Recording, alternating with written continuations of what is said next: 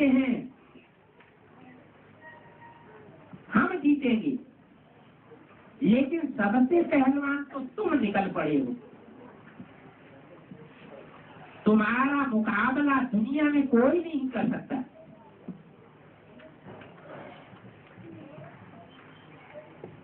जब basic knowledge निकली तो बहुत तीव्र गति से संसार में फैल गई। जो भी ब्रह्मा कुमार ब्रह्मा कुमारी बने, उनको कन्वर्ट करने की दुनिया के किसी धर्म वाले में ताकत नहीं जो उनको कन्वर्ट कर सका हो। अब ब्रह्मा तथा कथित ब्रह्मा कुमार कुमारियों में से प्रजापिता ब्रह्मा कुमार कुमारी निकले हैं।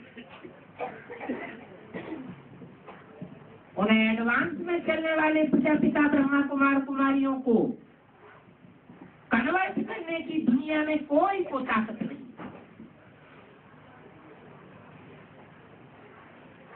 इसलिए राम की सेना प्रसिद्ध है। बंदर आपस में भले लड़ते रहे,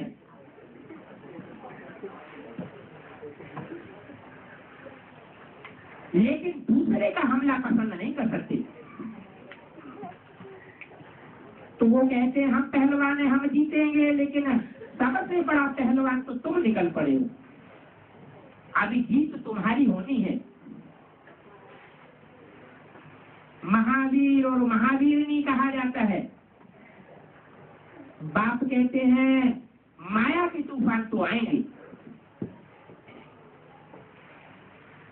परंतु कर्मेंद्रियों से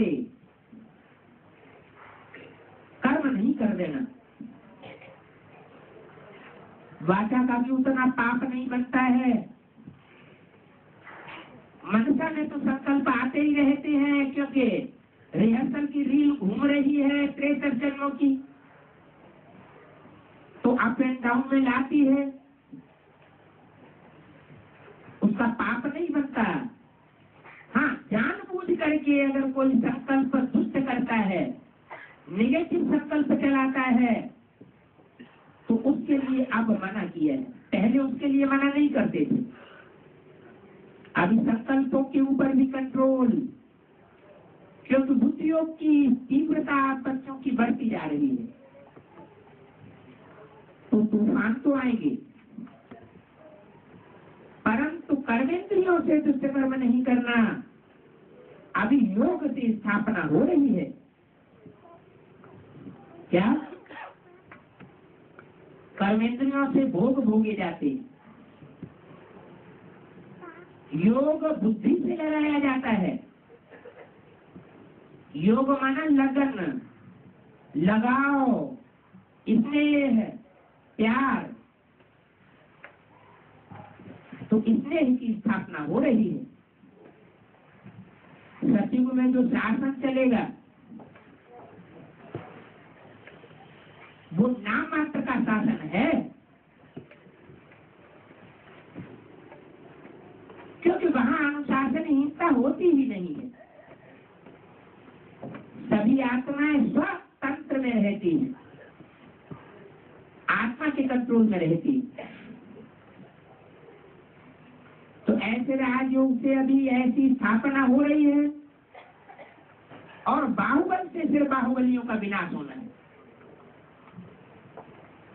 तुम राजयोग बल से राजाई पाते हो, और वो बाहुबल का प्रयोग करते हैं तो उनके पद का विनाश हो जाता है।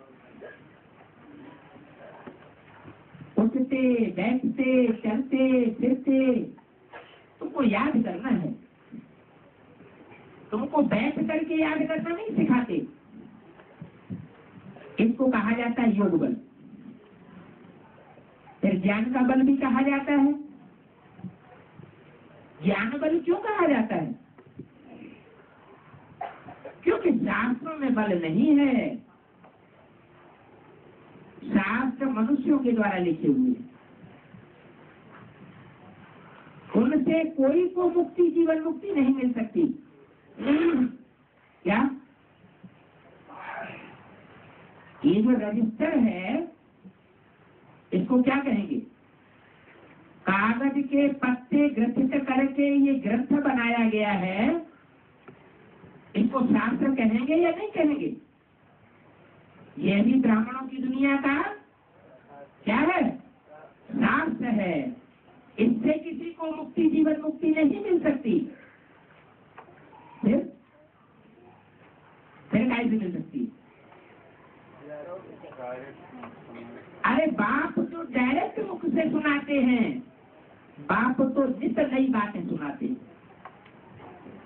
कागज के पत्तों में बांध करके जो ज्ञान रखा जाता है वो नित नई नई बातें सुनाता है क्या? सुना सकता है? हर बात का जवाब दे सकता है? किताब हर बात का जवाब दे ही नहीं सकती। तो इन शास्त्रों से कोई को मुक्ति, जीवन मुक्ति नहीं मिल सकती। इसलिए इन शास्त्रों को ज्ञान नहीं कहा जाता, इनको सच्ची जानकारी नहीं कहा जाता, इनको अज्ञान कहा जाता है। भक्ति के शास्त्र कहेंगे। आगे चल करके ऐसा समाज संसार में बनेगा कि सब मानेंगे ये भक्ति या ज्ञान के शास्त्र हैं। ये शास्त्र ज्ञान के नहीं है, क्योंकि ज्ञान सिर्फ एक बात से आता है। वास्तव में ज्ञान का शास्त्र कोई होता ही नहीं। अभी भी अगर कोई शास्त्र बनते हैं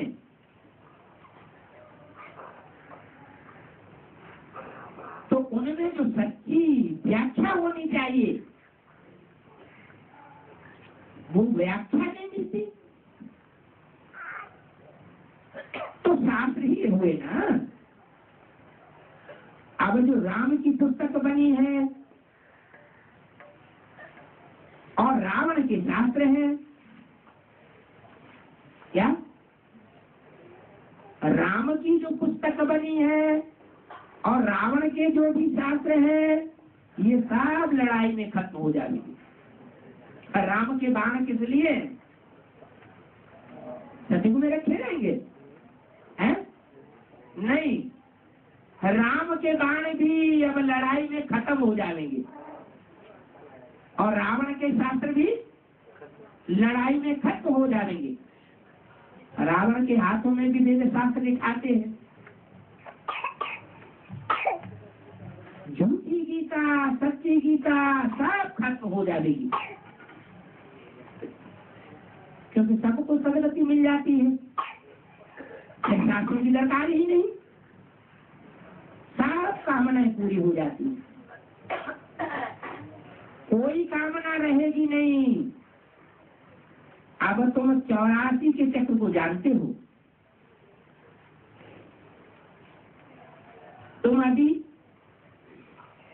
बेअंत नहीं कहेंगे कि परमात्मा की महिमा का कोई अंत नहीं है। बेअंत कहते हैं नास्तिक। तुमने तो इस सृष्टि का भी आदि मध्य अंत जान लिया, तो रचना और रचयिता दोनों का आदि मध्य अंत जान लिया। कहते हैं गॉडफादर, कह देते हैं, परंतु नाम रूप देश काल कर्तव्य को जानते नहीं है। कौन? दुनिया वाले या ब्राह्मणों की दुनिया की ही बाकी भी बातें हैं। ब्राह्मणों की दुनिया में भी ऐसे ऐसे प्रकांड विद्वान हैं जो कहते हैं हमको गॉडफादर मिला है, गॉडफादर आया हुआ है दुनिया बदलने के लिए, आया हुआ है कह तो देते हैं सिर्फ, लेकिन जानते नहीं है कहाँ आया हुआ है, किस नाम से आया हुआ है। गॉडफादर तो ज्योति बिंदु कहा, ज्योति बिंदु आत्मा का तो नाम होता नहीं। वो नाम भी अगर उनका कोई पढ़ता है, हजारों सैकड़ों नाम तो परमात्मा बाप के पढ़ते हैं, तो कोई शरीर में प्रवेश करते हैं, कुछ दिखाते हैं तो वो नाम पढ़ते हैं, तो वो नाम भी नहीं जानते कि नाम क्या है उसका। नाम है तो कोई रूप भी होना चाहिए। रूप पूछो तो कहेंगे ज्योति बिंदु, तुम्हारी आत्मा का रूप कहेंगे ज्योति बिंदु, कीड़े मकोड़ों का रूप तो कहेंगे ज्योति बिंदु। अरे सब ज्योति बिंदु, तो पाठ की विशेषता क्या हुई? काम के आधार पर शास्त्रों पे अलग अलग नाम रखे हुए हैं, तो काम के आधार पर रूप बनता है ना, नाम बनता है ना। काम कोई स्थान पर किया जाता है तो देश भी चाहिए, नाम भी चाहिए, रूप भी चाहिए, देश भी चाहिए। और उस देश में किस काल में कार्य किया?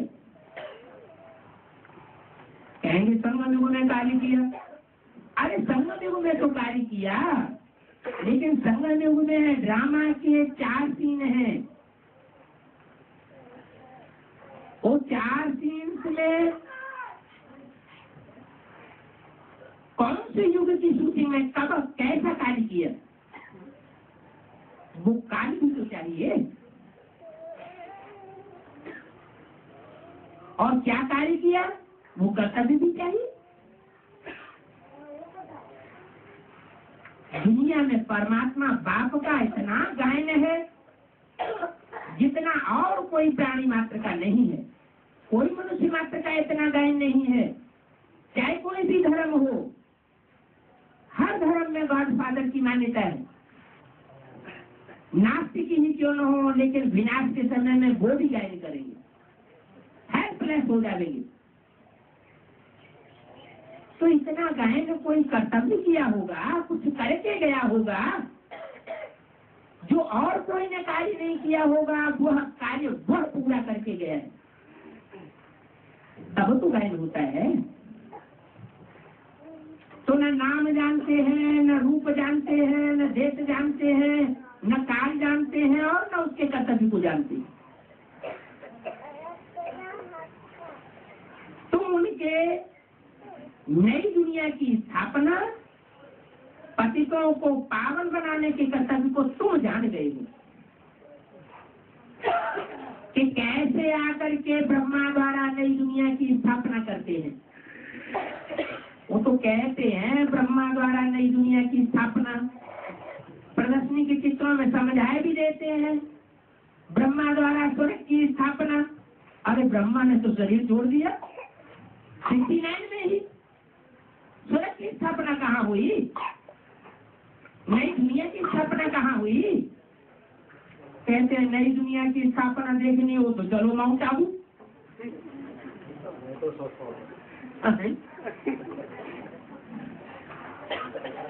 पतितों को पावन करने के कर्तव्य को तुम जान गए हो कि बाप कैसे पतितों को पावन बनाए रहा है।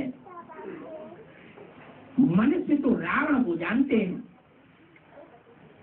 बाप को तो जानते ही नहीं। तुमको तो आवे ना, बातों पर हंसी आती है। जन्म जन्मांतर तुम भी रावण को जलाते थे, अभी तो रावण राज्य का विनाश होना है। जब रावण राज्य का विनाश होता है, जिसकी यादगार में दशहरा मनाया जाता है पहले, बाद में फिर दीपावली आती है। क्या रावण राज्य का विनाश ही नहीं हुआ? अनेक मतों के राज्य का, ब्राह्मणों की संगमी भी दुनिया में नाश ही नहीं हुआ, तो दीपक कैसे जलेंगे, दीपावली कैसे मना सकते हैं? वहां से घोर सोजरा हो जाता है। उसको राम राज्य कहते हैं। कब? जब दीपावली आती है। इसलिए राम की राजगद्दी किस दिन दिखाते हैं? कहते हैं जब राम को राजगद्दी मिली तो दीपक जलाए गए। तो रावण को मारने के बाद दीपक जलते हैं या पहले ही जलते हैं? जलते होंगे, लेकिन उजियाने जलते होंगे। अभी अभी जले, अभी अभी बुझे, अभी अभी निश्चय, अभी अभी अनिश्चय। तो अविनाशी दीपक तो नहीं हुए। कहते हैं राम राज्य, कहते तो सब हैं कि राम राज्य चाहिए, परंतु राम राज्य को जानते ही नहीं है। न राम को जानते हैं और न राम के संप्रदाय को जानते हैं। अभी तुमको ज्ञान मिल रहा है और रावण राज्य ट्रांसफर होना है। ट्रांसफर होगा तब तो तुमको मिलेगा। रावण राज्य ट्रांसफर होना है राम राज्य में। इसलिए 81 के अव्यक्तवाणी में क्या कहा? कहा कि रावण अभी 20 नाखूनों का जोड़ लगाकर तुम्हारे लिए राजधानी तैयार कर रहा है। किसके लिए तैयार कर रहा है? तुम्हारे लिए तैयार कर रहा है। अभी तुमको ज्ञान मिल रहा है, वो तो अनजाने ही कर रहे हैं। परंतु वो रावण राज्य ट्रांसफर होना है राम राज्य में, उनसे पहले तुम जाएंगे रुद्रमाला में। ट्रांसफर बाद में होगा, पहले तुम्हारी गिनती कहाँ हो जाएगी? रुद्रमाला में तुम जाएंगे, जो है बाप की माला। और ये जो इस्लामी बौद्धियों की आत्माएं हैं, वो आधा कल्प मुक्ति में रहेंगी। क्या कहा? जब हमारी सच्ची की प्रारब्ध पूरी होगी तब भक्ति शुरू होगी। हमारी सत्युग और त्रेता की प्रारब्ध पूरी होगी तब भक्ति शुरू होगी। सिर्फ द्वापर को रावण राज्य कहा जाता है। नाम क्या रख दिया पुर का? द्वापुर, दो आपुर। एक गया, एक का राज्य गया, किसका आया? दो धर्म पिताएं हो गए। एक तो सनातन धर्म की स्थापना करने वाला बाप द्वापर के आदि में, वो उसकी भी मान्यता है। और दूसरा कौन सा आया? इस्लाम धर्म, इब्राहिम आ जाता है, द्वैत शुरू हो जाता है। दो धर्म, दो राज्य, दो भाषाएं, दो मत और दो कुलों स्थापन हो जाते हैं। तो अपने को देवता धर्म भूल जाते हैं। ये होना जरूर है। और इसकी मिसाल बड़ के झाड़ से देते हैं। किस झाड़ से देते हैं? बड़ का जो वृक्ष है, जिसकी यादगार बनियन ट्री कलकत्ते में दिखाते हैं। कलकत्ता है भारत का एक महानगर। सबसे बड़ा महानगर है या सबसे छोटा है? सबसे ज्यादा जनसंख्या कहाँ की है? कौन से महानगर की? कलकत्ता। कलह क्लेश कट्टा कर देता है। तब जब बनियन ट्री का जो बीज है उसकी पहचान हो जाती है, ये सृष्टि रूपी वृक्ष की यादगार यहाँ है। सृष्टि चैतन्य है, तो सृष्टि रूपी चैतन्य वृक्ष का जो चैतन्य बीज है, आदिदेव, कपिल देव, आदिनाथ, एडम अथवा आदम उसके अलग अलग नाम दिए हैं। नामों में भी देखो कितनी साम्यता है, क्योंकि सब धर्मों का बीज है वो। तो काम के आधार पर नाम रखे हुए हैं सब धर्म वालों ने, उस एक के ही नाम है। जहां से मनुष्य जनरेशन की शुरुआत कही जाती है, उस बात को जब जान लेते हैं, मान लेते हैं, तो संसार में तहलका मच जाता है। बच्चे जानते हैं कि आज सनातन देवी देवता धर्म का फाउंडेशन प्रायः लोप हो चुका है। यादगार बनियन ट्री में जाके देखो, यादगार देखने जाते तो है ना कि नहीं जाते? बाबा ने क्या कहा?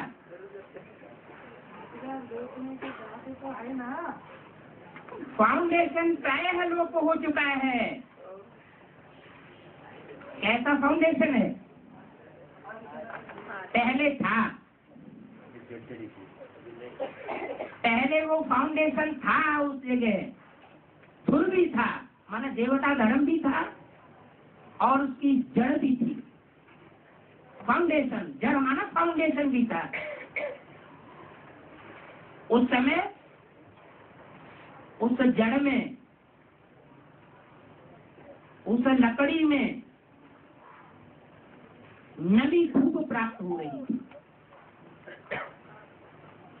ज्ञान जल से भरी पूरी थी। शूटिंग पीरियड की बात है, रिहर्सल के पीरियड की बात है। उस समय सिर्फ एक का ही प्रभाव था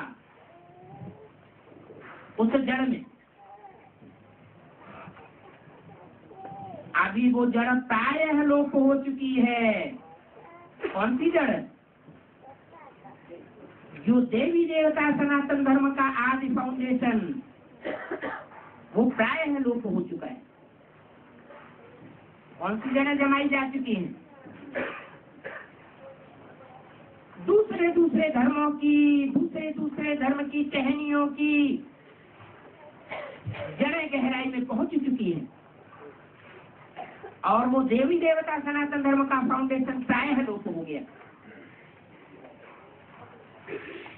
अभी सब धर्म भ्रष्ट और धर्म भ्रष्ट कर्म भ्रष्ट हो गए। जब देवी देवता धर्म स्थापन हो सात्विक रूप में, तो ये सभी धर्म खलास हो जाएंगे। कहते भी हैं अनेक धर्म का विनाश और एक सद्धर्म की स्थापना हो।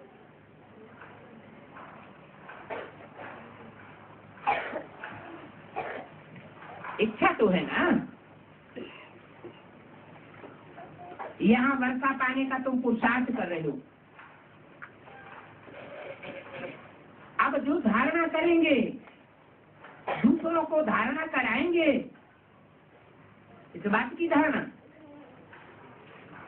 सनातन देवी देवता धर्म की धारणाएं स्वयं करेंगे और दूसरों को भी कराएंगे, वो ही ऊंचे पद पाएंगे।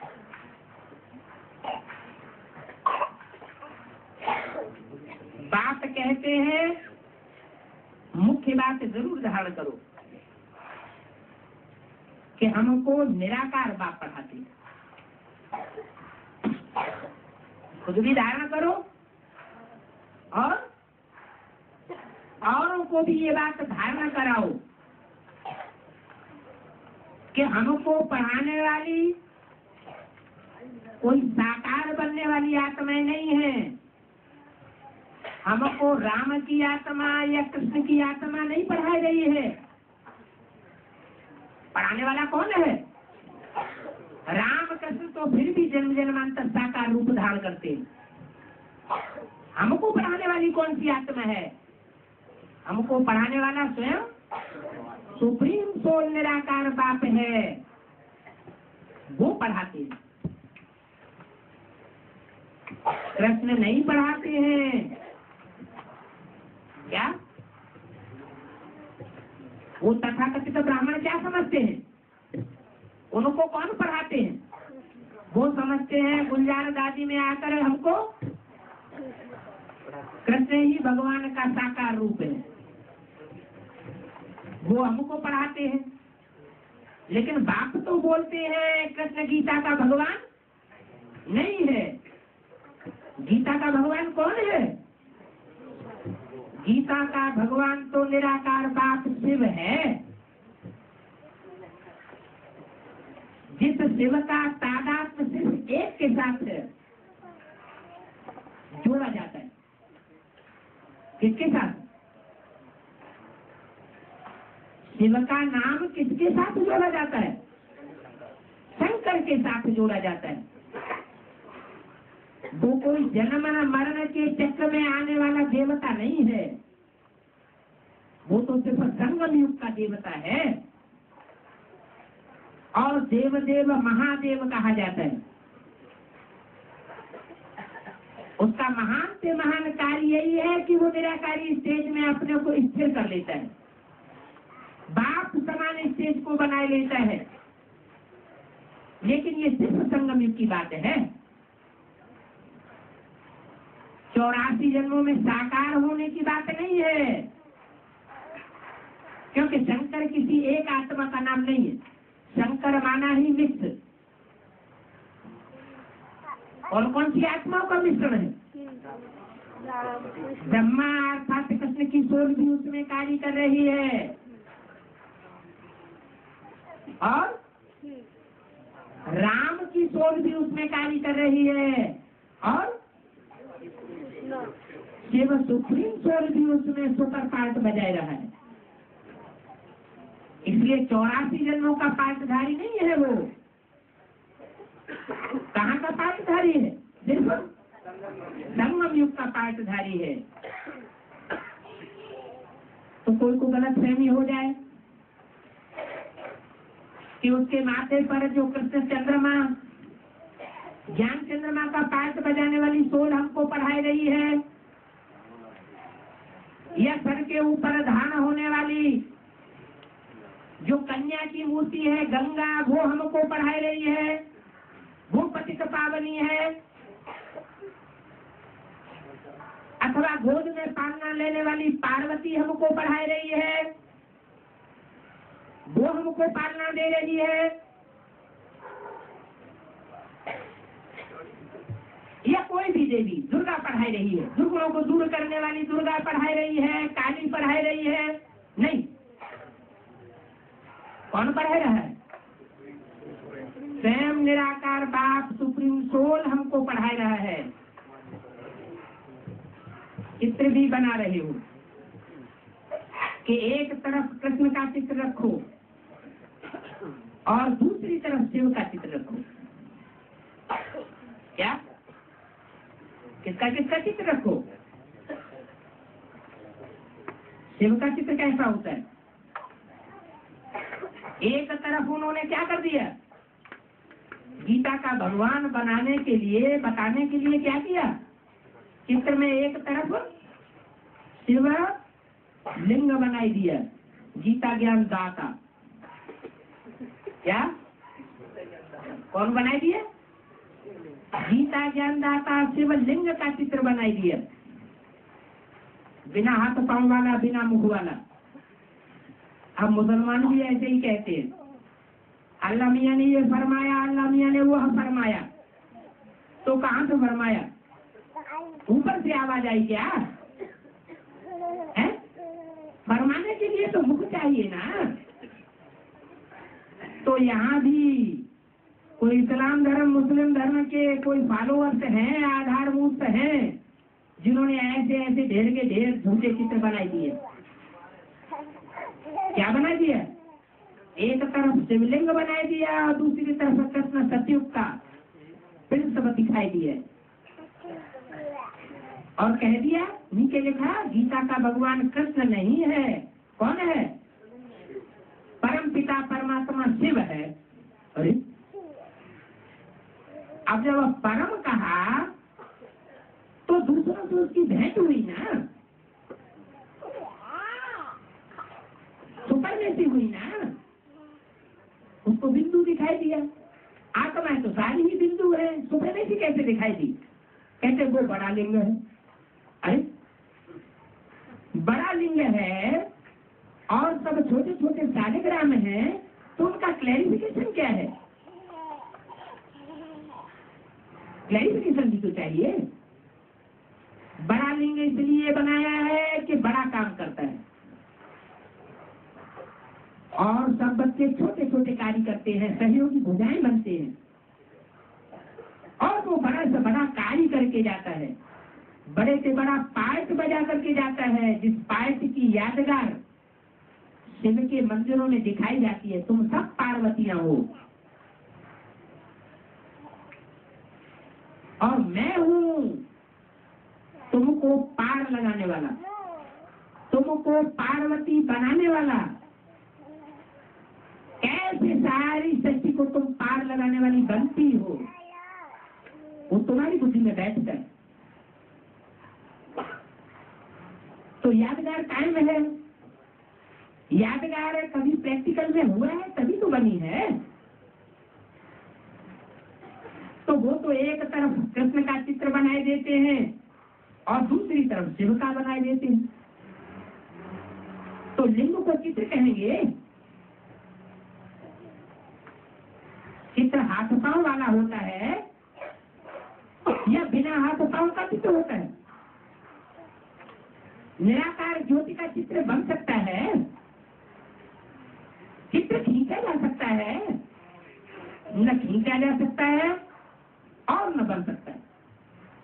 चित्र तो तब ही बन सकता है जब किसी साकारी शरीर में प्रवेश करके चरित्र करके दिखाई। कौन सा चरित्र?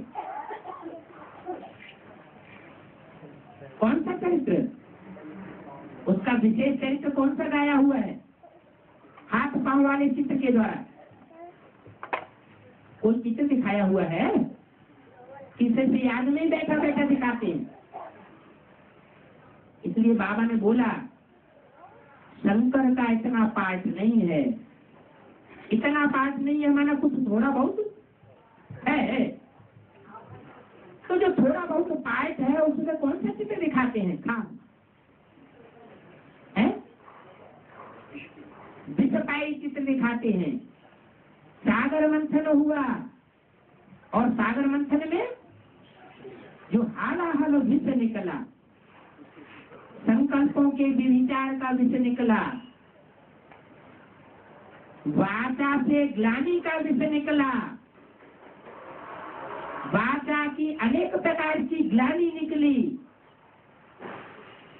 वो वाचाई विचार का विषय भी पी लिया, और कर्मेंद्रियों से जो विषय निकलता है वो सारे विषय को वो पीता है। हर प्रकार के विषय को पीने वाला है, पचाने वाला है, सहन करने वाला है। क्योंकि विषय की गर्मी तो बहुत भयंकर होती है। शास्त्रों में दिखाई दिया सागर मंथन हुआ, हालाहल विषय निकला, सब देवताएं असुर डर गए। वो तो सब डर गए। उसका ये कार्य दिखाया हुआ है। जो कार्य कोई नहीं कर सका वो करके दिखाता है। तो शिव का चित्र बनाना चाहिए या लिंग दिखाई देना चाहिए? गीता का भगवान दिखाया है तो भगवान तो 3 मूर्तियों से प्रत्यक्ष होता है संसार में। कहा भी है शिव जयंती तुम बच्चों को नहीं लिखना चाहिए। क्या लिखना चाहिए? त्रिमूर्ति शिव जयंती लिखना चाहिए। जयंती का मतलब ही है अंत में जिसकी प्रत्यक्षता के आधार पर जय जयकार हो जाए। जैसे बच्चा जन्म लेता है, बाहर आता है, प्रत्यक्ष होता है तो बाजे बजाए जाते हैं। कौन से बाजे बजाए जाते हैं? यहाँ कौन से बाजे हैं? यहाँ तो सारे ज्ञान के बाजे हैं। ये ज्ञान के बाजे जब परमात्मा संसार में प्रत्यक्ष होता है तो सारी दुनिया में बजते।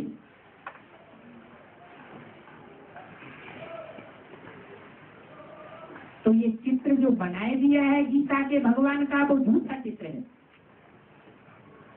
तुम्हें कैसा चित्र बनाना चाहिए? जिस चित्र के बारे में बाबा ने मुरलियों में ही इशारा दे दिया है कि ये 30x40 इंच का जो चित्र बना है वो चित्र है झूठा, क्योंकि उसमें असली चित्र जो है प्रैक्टिकल कार्य करने वाला एक ही चित्र दिखाया गया है ब्रह्मा का। बाकी दो चित्र विष्णु और शंकर का कल्पना से बनाए दिए।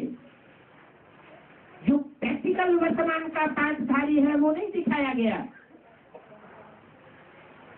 तो मुरली में बोला है ये चित्र यथार्थ नहीं है, तुम बच्चों को यथार्थ चित्र निकालना चाहिए।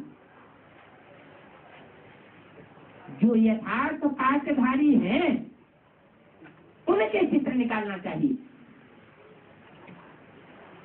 और उन शरीर रूपी 3 वस्त्रों का झंडा सारे संसार में बुलंद करना चाहिए। वो तो गाते रहते हैं सिर्फ विश्व विजय करके दिखला दे, तब हो गए पूर्ण हमारा झंडा ऊंचा रहे हमारा। अरे कपड़े का झंडा थोड़े विश्व विजय करके दिखावेगा। जरूर तो कोई शरीर रूपी 3 वस्त्र हैं जिन्होंने सारे विश्व के ऊपर योग बल से विजय प्राप्त करके दिखाई है। उन 3 मूर्तियों में से जो एक सर्वोपरि कपड़ा है, कौन सा? जो सर्वोपरि पाठधारी वस्त्रधारी शरीर रूपी वस्त्रधारी जो केसरिया रंग का वस्त्र है। ये दुनिया भी एक जंगल है कांटों का। कांटों के जंगल का राजा भी होगा कोई, तो किसे दिखाते हैं? बाघ को दिखाते हैं या केसरी को दिखाते हैं? जो केसरी होता है, बड़े मुख वाला, बड़े दिमाग वाला, उस केसरी को, बबन शेर को दिखाते हैं। वो जंगल का राजा होता है। ऐसे तो अशोक की लाट में 3 शेर दिखाए गए हैं। भारत के नोटों में आज भी वो त्रिमूर्ति की यादगार 3 शेर दिखाते हैं। लेकिन जानते नहीं है कि कलयुग के अंत तक उसकी सत्ता कैसे बनी रहती है। उस त्रिमूर्ति की सत्ता है। द्वापर युग के आज से ही ये 3 स्वरों का चित्र बनाया जाने लगा, लेकिन इसके रहस्य को कोई ने नहीं जाना। उसका नाम क्या दिया है? इतिलाक। इतिलाक अशोक की लाट। उन्होंने उस राजा अशोक को समझ लिया। अरे उसके राज्य में शोक नहीं हुआ क्या? वो तो ऐसे ही नाम रख देते हैं। वास्तव में जो अशोक का राज्य है जहाँ कोई शोक नहीं होता, वो तो राम राज्य ही है, जिसका फाउंडेशन सतयुग के आदि से ही पड़ता है। तो तुमको असली चित्र बनाना चाहिए। त्रिमूर्ति का भी यथार्थ चित्र बनाना चाहिए। इसलिए मुरली में बोला है हम यथार्थ चित्र क्यों न बनावे? ब्रह्मा का, विष्णु का, शंकर का यथार्थ चित्र निकाले। ऐसे गीता का भगवान सत्युग के कृष्ण प्रिंस बच्चे की तो बात ही नहीं। गीता का भगवान कहाँ प्रत्यक्ष होता है? सत्युग में। वो तो संगम युग में प्रत्यक्ष होता है। तो संगम युग में ब्राह्मणों की दुनिया में जरूर कोई ऐसे अज्ञानी ब्राह्मण हैं। रावण के संप्रदाय भी ब्राह्मण थे। जो सतयुग में कृष्ण पैदा होता है, उस आत्मा के वर्तमान कालीन संगम युग के चित्र ब्रह्मा को ही भगवान समझ लेते हैं, परमात्मा का साकार रूप समझ लेते हैं। वो ब्रह्मा की सोल कहो, कृष्ण की सोल कहो, वो जो संगम युग में पाइप बजाती है वो कोई साकारी रूप परमात्मा का रूप नहीं है, वो गीता का भगवान नहीं है। गीता माता का पाठ अदा करने वाली सोल हो सकती है, लेकिन गीता माता का भगवान नहीं है। गीता माता का बच्चा बनने वाली सोल हो सकती है, कृष्ण बच्चा रचना हो सकती है, लेकिन रचय का बाप नहीं है। तो तुमको चित्रों में दिखाना चाहिए कि दादा लेखराज ब्रह्मा कृष्ण की सोल गीता का भगवान साकार नहीं है। गीता का भगवान तो निराकार शिव, जो निराकारी स्टेज में प्रैक्टिकल में शरीर के द्वारा प्रत्यक्ष होता है।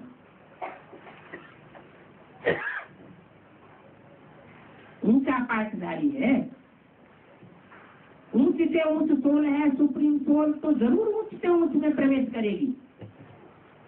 देवताओं में ऊंच से ऊंच देवता कौन सा गाया हुआ है? कैसे भी है देव देव महादेव, तो जिसका टाइटल है महादेव, जिसके महान देवता और कोई दूसरा होता ही नहीं, उसमें वो सुप्रीम सोल प्रत्यक्ष होता है। जिसे संसार में भारतवर्ष में शंकर कहा गया, जिनकी मूर्तियां सारे विश्व में मिल रही हैं खुदाइयों में, भारत में नहीं, सिंधु हड़प्पा की खुदाई में ही नहीं, ग्रीस और मेसोपोटामिया की खुदाइयों में भी मिलती है। तो ऐसी वो सार्वभौम मूर्ति जो शंकर की नग्न मूर्ति है, निराकारी स्टेज की यादगार, जिसको हाथ पांव नाक आंख कान की जैसे स्मृति ही नहीं, ऐसी वो मूर्ति, वो साकार स्वरूप, उसके द्वारा ही गीता का भगवान परमात्मा शिव प्रत्यक्ष होता है। वो है गीता का भगवान, उसका चित्र लगाना चाहिए। शिवलिंग का चित्र लगाने से कोई समझ नहीं सकता, बनाने वाले खुद भी नहीं समझते। उनसे पूछना है, चित्र बना करके उनसे पूछना है, अब बताओ गीता का भगवान कौन है? कृष्ण का या दादा लेखराज ब्रह्मा का पाठ अदा करने वाली सोल गीता का भगवान है, या बाप समान निराकारी स्टेज को धारण करने वाली सोल शंकर की सोल गीता का भगवान है? उस परम धाम की निराकारी स्टेज के सबसे नजदीक त्रिमूर्ति में से कौन सी मूर्ति है जिसको सबसे निराकारी स्टेज के नजदीक दिखाया है? दिखाया तो उन तथाकथित ब्राह्मणों ने ही है, चित्र बनाकर 3 लोग का। लेकिन चित्र बनाने वाले खुद ही नहीं जानते कि कौन से चरित्र की यादगार वो चित्र है, कौन सी ऊंची स्टेज को उसने पाया है। जो बाप समान स्टेज गाई हुई है, ऊंच से ऊंच बाप है ही सुप्रीम सोल, जो सदैव निराकारी स्टेज में रहने वाला है। उस निराकारी स्टेज में रहने वाले बाप समान स्टेज को जिसने सबसे पहले धारण किया, वही गीता के भगवान का रूप है। तो पूछना है, आप बताओ गीता का भगवान कौन है? शिवलिंग है, या सचिव का कृष्ण प्रिंस बच्चा है, यह परमात्मा शिव के रूप से तादात्म्य प्रैक्टिकल में स्थापन करने वाला वह शंकर का स्वरूप है। ब्रह्मा और शिव को मिला के एक क्यों नहीं कर दिया शास्त्रों में? विष्णु और शिव को मिला करके एक क्यों नहीं कह दिया? शिव शंकर को मिला करके ही एक क्यों कर दिया? प्रवेश तो ब्रह्मा में भी होता है, लेकिन एक आकार नहीं हो पाता, कार्य संपन्न नहीं हो पाता। इसलिए शिव और ब्रह्मा को मिलाकर के एक नहीं किया, शिव और शंकर को मिलाकर एक कर दिया। तो उनसे पूछो, जज करो। अब आप जज करो, तुमको समझाने में बहुत सहज हो जाएगा। जब असली चित्र बना देंगे तो क्या सहज हो जाएगा कि गीता का भगवान कृष्ण नहीं है, शिव परमात्मा प्रैक्टिकल में है, जो अभी आया हुआ है वो गीता का भगवान है।